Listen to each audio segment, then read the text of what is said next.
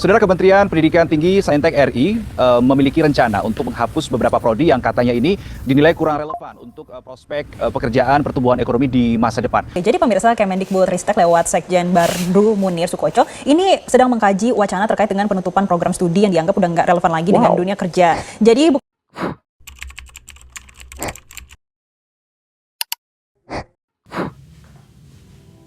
Assalamualaikum warahmatullahi wabarakatuh.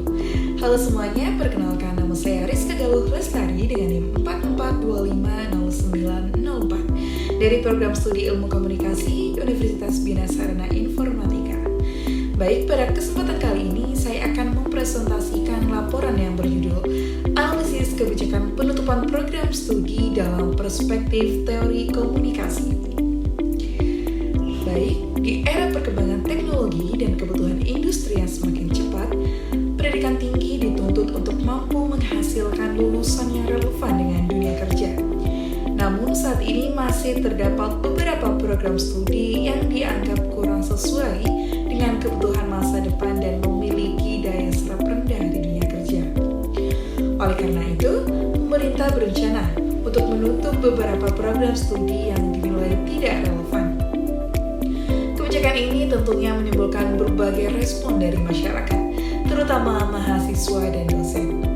Ada yang mendukung karena dianggap dapat meningkatkan kualitas, tetapi ada juga yang merasa khawatir terhadap dampaknya. Baik, melalui kasus ini saya akan menganalisis bagaimana komunikasi pemerintah dalam menyampaikan kebijakan tersebut menggunakan perspektif teori komunikasi.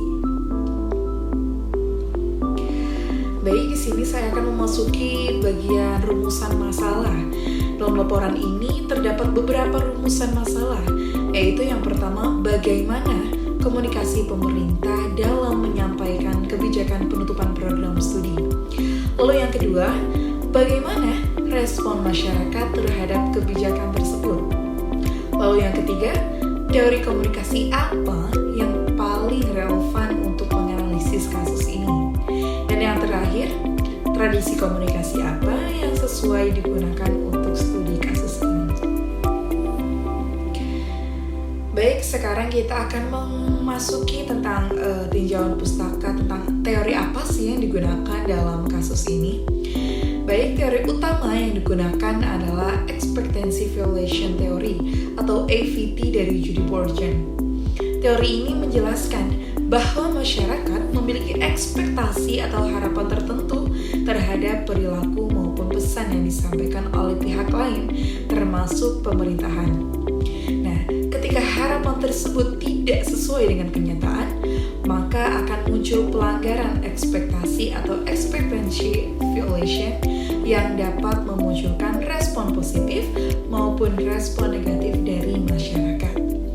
Selain itu, laporan ini juga menggunakan tradisi sosio-psikologis yang berfokus pada bagaimana individu memproses informasi, membentuk persepsi, dan memberikan respons terhadap pesan yang diterima. Nah, selanjutnya kita akan memasuki tentang pembahasan kasus. Dalam kasus ini, pemerintah mengumumkan rencana penutupan program studi yang dianggap tidak relevan dengan kebutuhan masa depan.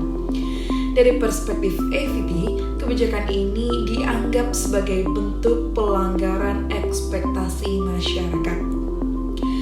Karena sebelumnya masyarakat memiliki harapan bahwa yang pertama, pasti itu pendidikan tinggi bersifat stabil.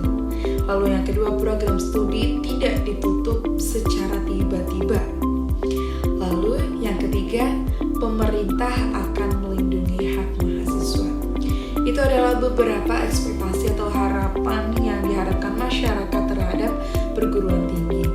Nah, akibat dari studi kasus tersebut muncul berbagai respon seperti kekhawatiran, kritik di media sosial, bahkan ketidakpercayaan terhadap kebijakan pemerintahan.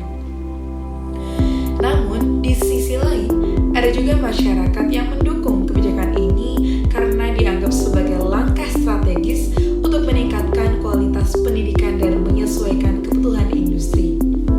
Baik, di sini memasuki analisis komunikasi pemerintah. Dari sisi komunikasi terdapat beberapa hal yang menjadi perhatian. Yang